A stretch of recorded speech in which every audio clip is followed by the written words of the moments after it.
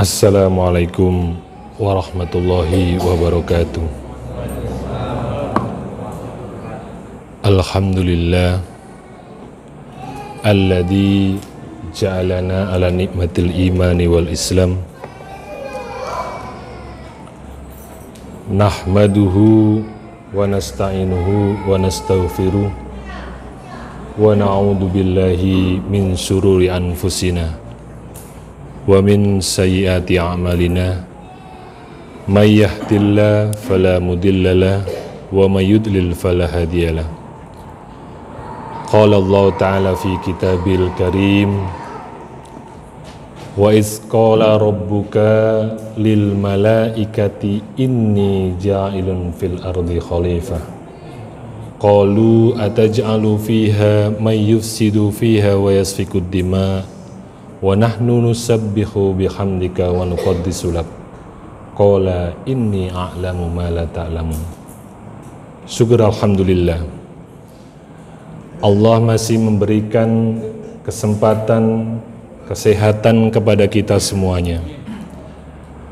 Namun kesehatan dan kesempatan yang diberikan oleh Allah apabila tidak dilandasi dengan keimanan yang ada di hati kita semuanya, fa insya Allah sekuat apapun manusia yang ada di bumi ini, sesehat apapun manusia yang ada di bumi ini, sepintar apapun manusia yang ada di bumi ini, tidak akan sanggup dan tidak akan kuat melangkahkan kakinya ke masjid untuk memenuhi panggilannya.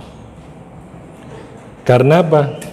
Karena sehatnya, karena sempatnya yang diberikan oleh Allah Subhanahu wa ta'ala belum memberikan pada diri manusia itu, yakni hidayah dari Allah Subhanahu wa ta'ala. Oleh karenanya, syukur yang pertama kita patutlah kita ucapkan dengan syukur alhamdulillah. Dan syukur yang kedua adalah kita melangkahkan kaki kita untuk menjalankan kebaikan-kebaikan khususnya di bulan Ramadan ini. Saya terinspirasi dari ayat yang dibacakan oleh imam dalam surah Al-Baqarah ayat ke-33. Narasinya di situ adalah kita sebagai makhluk Allah yang satu-satunya dibela oleh Allah Subhanahu wa ta'ala. Inilah keistimewaan daripada manusia. Allah menyatakan di depan malaikat yang kemudian saat itu meragukan bagaimana ketika manusia akan diciptakan oleh Allah Subhanahu wa ta'ala. Wa iz qala rabbuka lil malaikati inni ja'ilun fil ardi khalifah. Kata malaikat, qalu ataj'alu fiha may yufsidu fiha wa yasfiku dima. Mengapa ya Allah engkau mau menciptakan manusia di muka bumi yang nantinya akan di atasnya itu bertumpah darah? Tapi Allah bilang, Allah kemudian menyangkal daripada perdebatan itu, inni a'lamu ma la ta'lamun. Hai malaikat, sesungguhnya aku ini Allah dan mengetahui apa yang tidak engkau ketahui. Itulah sesungguhnya pembelaan terhadap makhluk yang kemudian diciptakan Allah dari saripati tanah yang setiap hari bisa jadi kita injak, yang kemudian diambil oleh buah-buahan atau tumbuhan dan kemudian menghasilkan buah, dan jadilah kita ini yang tadinya adalah sesuatu yang tidak berguna, namun kemudian oleh Allah Subhanahu wa ta'ala dibela di hadapan makhluk yang diciptakan oleh Allah Subhanahu wa ta'ala dari cahaya. Yang kedua adalah istimewanya kita sebagai manusia. Ayat berikutnya, wa 'allama Adamal asma'a kullaha. Allah kemudian memberikan ilmu itu kepada kita, khususnya manusia, seluruh keilmuan, termasuk menghitung bulan Ramadan, menghitung atau menghisab, itu bagian dari ilmu. Wa 'allama Adamal asma'a, dan Allah kemudian memberikan keilmuan seluruh yang ada di muka bumi ini dalam rangka kita menjadi khalifah di muka bumi ini. Summa aradahum alal malaika, dan kemudian ditunjukkan kepada malaikat. Qala, dan malaikat menyampaikan, subhanaka la ilma lana illa ma 'allamtana innaka antal alimul hakim.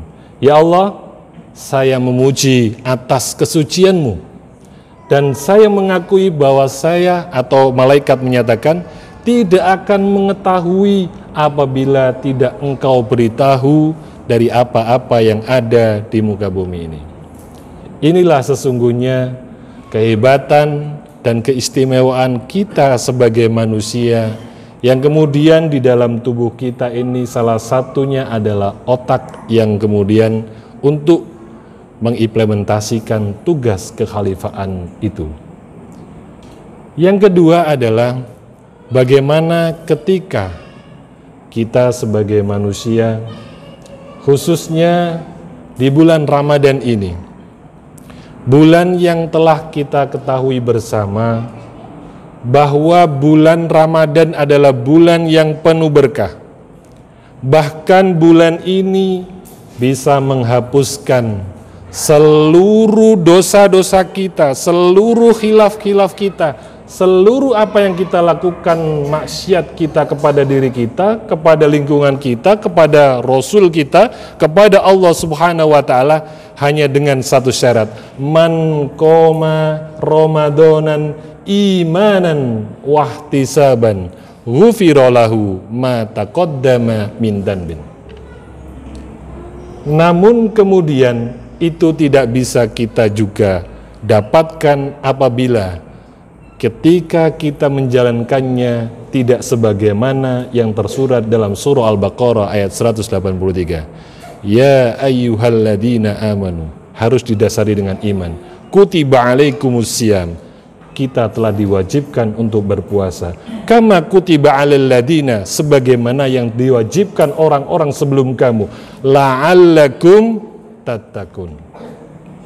Harus dengan ketakwaan, harus dengan keimanan, agar supaya hadis Rasulullah sebagaimana yang saya sampaikan tadi dapat kemudian menjadi bagian dari kita, yakni taqaddama min dhanbin.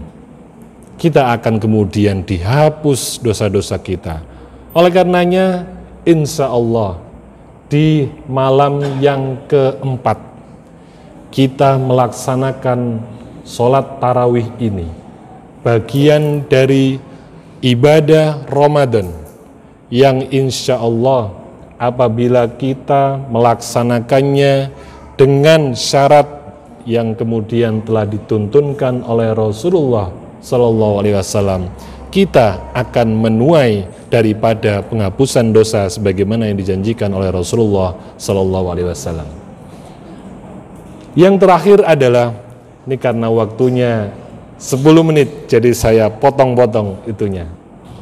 Yang terakhir adalah ketika kita mengharapkan apa yang telah dijanjikan oleh Rasulullah, maka setidaknya kita harus sudah naik level daripada bagaimana kita melaksanakan ibadah tersebut, yakni ibadah puasa. Dulu ketika kita mungkin masih kanak-kanak, atau mungkin ada teman-teman adik-adik yang ada di sini adalah masih SD, SMP dan lain sebagainya. Niat daripada puasa hanyalah sebatas untuk menahan daripada bagaimana dia lapar dan juga menahan daripada kehausannya. Karena kita sudah semakin hari berilmu, semakin hari kemudian juga sudah mendapatkan informasi, kemudian juga sudah membaca Al-Quran, maka kita harus naik level sedikit. Tidak hanya kemudian menahan lapar saja dan juga bagaimana menahan haus kita, tapi levelnya harus kemudian sudah berpuasa dengan jiwa kita, bahwa apa yang kita niatkan, yang kita laksanakan harus dan wajib ain semata-mata hanya untuk bertaqarrub kepada Allah Subhanahu wa Ta'ala. Pikiran apa yang kemudian nanti dimakan waktu berbuka, pikiran kemudian apa yang digunakan baju nanti di waktu hari raya, pikiran-pikiran tentang keduniaan untuk melakukan kegiatan yang hanya bersifat sementara, mungkin sudah waktunya tidak lagi kita lakukan. Apalagi usianya sudah usia senja, yang hal-hal demikian insya Allah di luar Ramadan sudah kita lakukan.